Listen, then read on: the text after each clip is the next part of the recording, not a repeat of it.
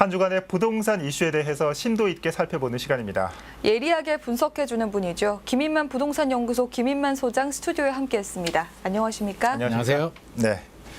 자, 최근 들어 이 부동산 시장의 정책적인 변화가 좀 심상치 않은 것 같습니다. 네. 뭐 달이 바뀌면서 새롭게 시행된 정책도 있고 네. 또 기존의 정책들이 달라진 모습도 있고 소장님 눈길을 끌었던 정책 변화 어떤 게 있었을까요? 이번 주도 굉장히 정신이 없었는데요. 6월 1일 굉장히 중요한 날이죠. 그렇죠. 양도세 중과세가 10%포인트가 더 중과세가 되죠. 그리고 예.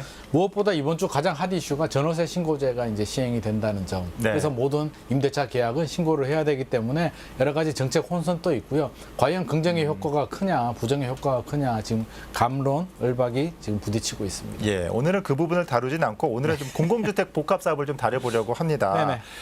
자, 이 최근 정부가 이 도심 공공주택 복합 사업 이 4차 후보지를 발표했습니다. 그런데 그 중에 5곳이 서울 중랑구에 위치하고 있습니다. 저층 노후 주거지를 탈피할 수 있을지 기대감이 높아지고 있지만 각종 우려도 제기되고 있습니다.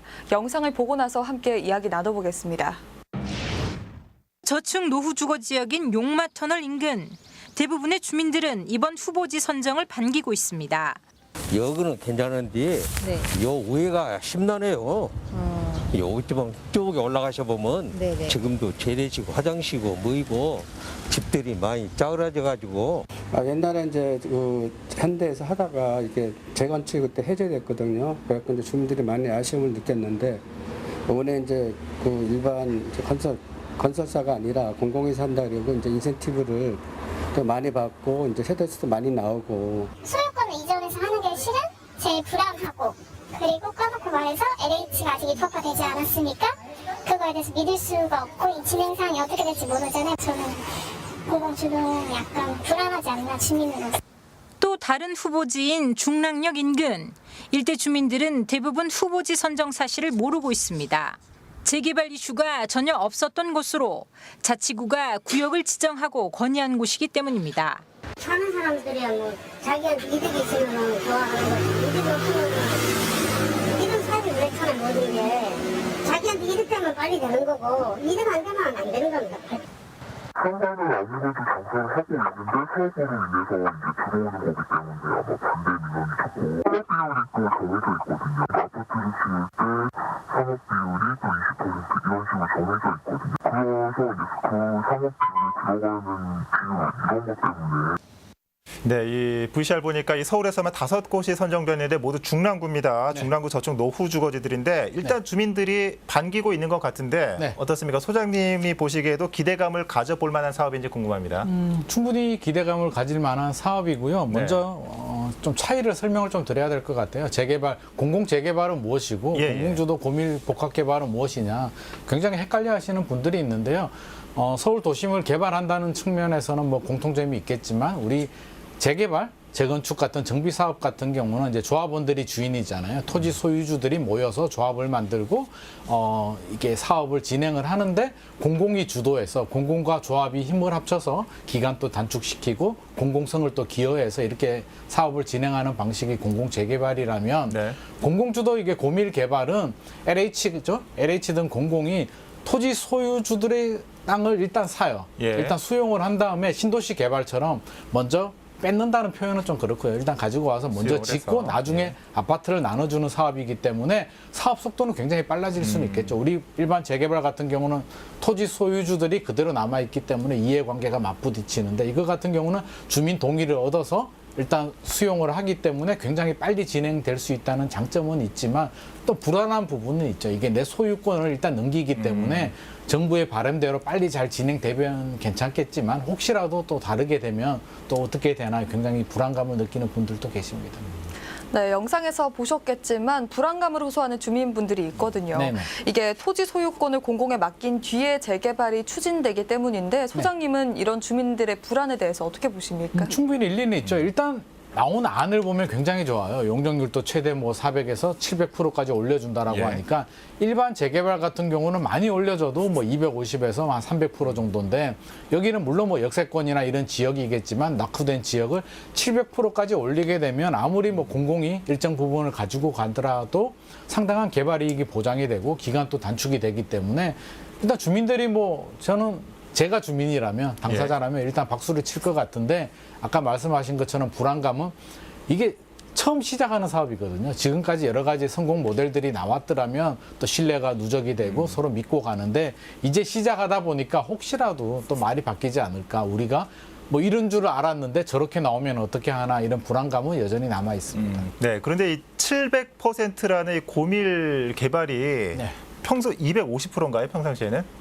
주거지역 같은 경우는 250% 정도 되죠. 250에서 700은 상당히 한 3배 가까이 올라가는 건데 이 네. 고밀 개발에 따른 우려점도 많을 것 같아요.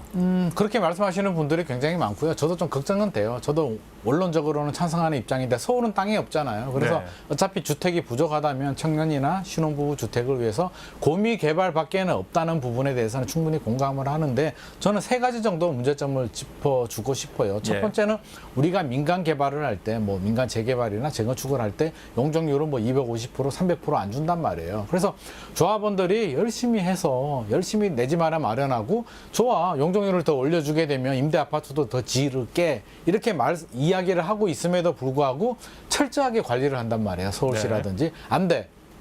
더 늘어나게 되면 교통 문제라든지 여러 가지 인프라 문제가 생기기 때문에 과밀 개발이 되면 안 돼라고 해서 철저하게 관리를 하면서 공공이 주도하는 고밀 사업에 대해서는 지나치게 관대하다. 이렇게 700% 이렇게 주게 되면 교통 문제가 생기고요. 교육 문제가 생기고요. 안 그래도 서울이 복잡한데 여기서 그렇게 고밀 개발되면 서울의 교통난, 교육 문제, 또 인프라 문제를 어떻게 해결할 것인가. 또 형평성 문제.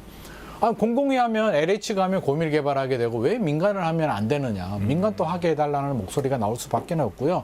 저는 가장 우려스러운 게 이제 이런 부작용을 감수하더라도 고밀 개발을 했을 때 과연 서울 집값이 안정될 수 있을까 부분에 대해서는 저도 이 부분이 제일 걱정되거든요. 서울 집값이 안정되고 청년, 신혼부부 주거 문제가 해결이 된다면 그 정도 이게 고밀 개발해서 인프라가 좀 부족하고 좀 뭐 교통난이 생기는 부분에 대해서는 감내할 수 있겠지만 자칫 형평성도 잃어버리게 되고 인프라 주거 질도 떨어지게 되고 서울 집값도 못 잡지 않을까. 서울 집값을 왜 못 잡냐라고 하면 주택이 부족하다라고 하지만 다른 면에서 보면 과수요. 네. 주택보다 사겠다는 수요가 더 많기 때문에 서울 집값이 오르는 것이거든요. 그러면 고밀 개발해서 뭐 10만 호가 될지 20만 호가 될지는 지켜봐야 되겠지만 그 정도 물량이 생겨서 오히려 더 있는 사람들의 주택 수만 더 늘리는 부작용이 생기지 않을까 싶어서 이 부분에 대해서는 정부도 좀 고민이 필요하고요. 보완 대책이 좀 필요할 것 같습니다. 네. 최근에 오세훈 서울시장도 이 재개발 완화책을 발표하지 않았습니까? 혹시나 이 사업이 오세훈표 민간 재개발과 충돌하면서 네. 뭔가 좀 혼선을 빚진 않을까? 어떤 또 우려점도 있을 것 같아요. 어떤 게 있을까요? 이게 혼선을 빚을 수도 있죠. 만약에 충돌이 되면 예. 오세훈 시장도 규제를 완화해줘서 이렇게 민간 개발을 하겠다, 민간 주도로 개발을 하겠다는 거고 공공주도 고밀 개발도 결국에는 혜택을 주는 거잖아요. 네. 막대한 혜택을 줘서 용적률을 올린 다음에 빨리 개발하겠다. 서로 민간과 공공이 충돌할 수도 있지만 저는 좀 반대로 해석하고 싶어요. 의외로 상생의 합의점을 찾을 수도 있거든요. 꼭 민간이 주도를 다 해야 되느냐. 꼭 공공이 고밀 개발을 이끌어 가야 되냐의 부분에 대해서는 서로 합의점을 찾아보면 서울에 어차피 공급을 늘리기 위해서는 개발을 해야 되잖아요. 네. 개발을 해야 된다면 저는 오히려 긍정의 효과가 더 크다고 봐요. 그래서 고밀 개발의 좋은 점, 오세훈표 민간 규제 완화의 좋은 점을 서로 결합을 한다면 굉장히 좋은 모델이 탄생하지 않을까 싶어서 저는 부정보다는 좀 긍정의 힘을 실어주고 싶습니다. 네, 이번에는 공공재개발 얘기를 좀 해볼 텐데요. 네. 이번에 공공재개발 후보지 중에 새로 재개발 사업을 시작하는 14곳의 건축 행위가 제한됐습니다. 네. 이건 역시 투기를 제한하기 위한 그런 조치라고 볼 수 있을까요? 아무래도 그렇죠. 이게 이제 최근에 지분 쪼개기라고 해서 네.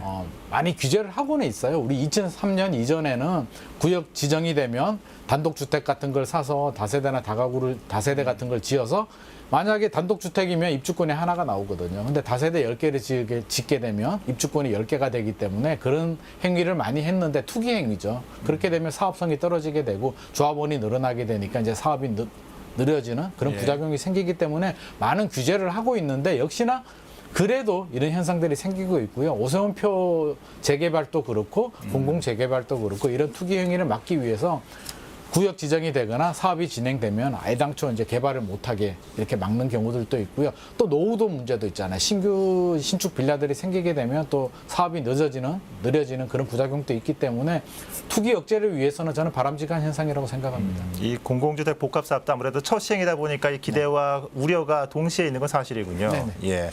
자, 계속해서 두 번째 이슈를 살펴보겠습니다. 이번에는 계속해서 논란이 되고 있는 GTX 얘기입니다. 자, 먼저 이 GTX D 노선 연장을 요구하는 목소리가 갈수록 커지고 있습니다.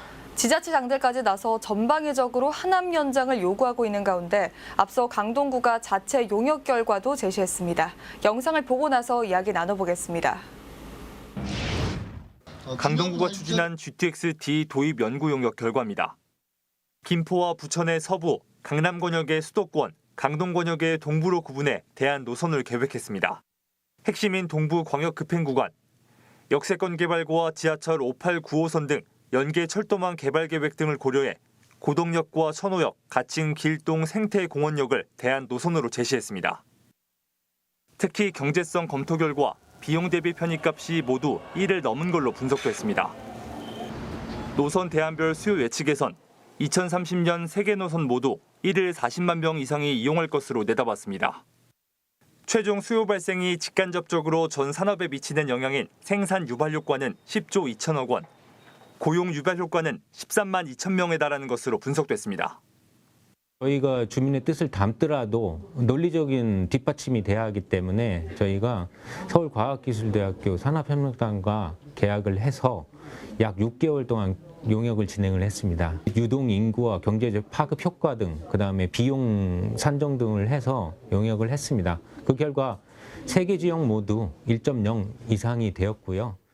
강동구는 현재 이 같은 용역 결과를 토대로 강동 경유 노선을 국토부에 요구하고 있습니다. 김포와 인천 주민들은 물론 서울구청장들도 협의체를 구성해 GTX D 노선 유치에 대응하는 등 후폭풍은 계속될 전망입니다. 딜라이브 서울 경기케이블TV 태윤영입니다. 네, 영상에서 본 것처럼 이 강동구 용역 결과를 살펴봤습니다. 네. 물론 용역 발주한 곳에 입김이 좀 강하게 들어가는 게 사실이긴 할 텐데 네. 비용 대비 편입값이 모두 1을 넘었는데 네. 경제성이 있다 이렇게 봐도 되는 겁니까? 뭐 이거 저희가 경제성이 있다 없다를 판단하기에는 굉장히 조심스러운 부분이 있는데요. 일단 뭐 인구 자체라든지 인프라를 본다면 뭐 저는 경제성이 있을 것 같습니다. 강동구 같은 경우도 지금 교통이 굉장히 불편하거든요. 예. 이게 한번 가보면 말이 강남 4구지 강남구에서 강남 한번 나오려면 오히려 차라리 분당이라든지 뭐 수원에서 가는 게 오히려 더 편리하다 이렇게 말씀하시는 분들도 계시는데 교통이 개선이 돼야 되는 거는 분명한 사실인데 지하철 9호선이 계획이 있거든요. 이 4단계 연장 구간이 강동구로 지나가고 있어서 지하철 9호선을 감안해보면 GTX가 또 생기는 게 과연 맞느냐 부분에 대해서는 예산 문제, 형평성 문제를 좀 고려를 해야 될 것 같고요. 저는 기본적으로 인프라가 개선된다는 점에서는 또 긍정의 효과, 뭐 기대를 하고 싶고 타당성 계산으로만 너무 하지 말고 주민의 편의가 필요하면 해줘야 된다라고는 생각을 하는데 지금 김포 시민들의 의견을 보면 주민들끼리도 의견이 막 갈려지는 것 같아요. 용산까지도 괜찮다는 분들도 계시고 예. 무조건 강남을 가야 된다는 분도 계시고 지하철 9호선 차라리 연장되는 게 좋지 않냐라고 말씀하시는 분들도 있어서 빨리 교통 정리가 되지 않으면 이거 굉장히 혼란스러운 상황이 좀 오래 갈 것 같습니다. 네. 네, 한편 GTX-C 노선도 이게 왕십리역을 추가해야 한다는 여론이 굉장히 뜨거운데 입찰 업체들도 사업 제안서에 이미 왕십리역을 추가하기도 했거든요. 네. 그런데 완응이 되는 거 아니냐 이런 우려도 있는데 어떻게 보십니까? 이게 GTX의 생명이 속도거든요. 그렇죠. 이 광역 급행철도기 때문에 역을 적게 만들고 빨리빨리 넘어가야 되는데 이제 한 개씩 늘어나기 시작하는 것 같아요. 개발하는 입장에서 보면 왕십리가 굉장히 중요한 부분이죠. 지금 또 코드 역세권인가요? 예. 지하철역이 노선이 4개 정도 지나다니는데 더 있죠. 예. 그렇죠. 거기에 GTX가 생기게 되면 뭐 당연히 수요가 늘어나게 되고 사업성 측면에서는 좋아지는데 속도가 느려지는 부분에 대해서는 좀 고려를 해야 되는데 저는 왕십리 하나 정도 생기는 거는 뭐 좀 충분히 뭐 지역 하나 생긴다고 해서 특히 서울이잖아요. GTX 특성이 경기도 외곽 지역은 빨리 가고 또 서울 구간은 또 여기 좀 생겨도 주민 편의를 위해서는 괜찮은데 이게 한계로 그치지 않을 것 같아서 저는 걱정이거든요. 과연 왕십리 하나로 만족을 할까? 왕십리가 추가로 생기게 되면 너도 나도 지금 나오는 거 보면 왕십리뿐만 아니라 뭐 의왕이라든지 경기도 의왕, 상록수의 안산도 있고 여러 가지 얘기들이 나오고 있어서 왕십리 하나로만 그친다면 속도에는 큰 영향이 없을 것 같은데 한계가 아니라 이제 여러 개 생기게 되면 GTX가 또 광역이 급행이 아닌 완행이 되지 않을까 싶어서 그 부분에 대해서는 좀 고려가 필요할 것 같습니다. 네. 자, 물론 이 교통수단이 다다익선이면 좋겠지만 이 경제성과 효용성을 무시할 수는 없겠죠. 이 저울 비해서 어떤 부분이 더 무거울지 정확한 판단도 필요할 겁니다. 지금까지 김인만 부동산 연구소 김인만 소장과 함께했습니다. 소장님 오늘 말씀 고맙습니다. 고맙습니다.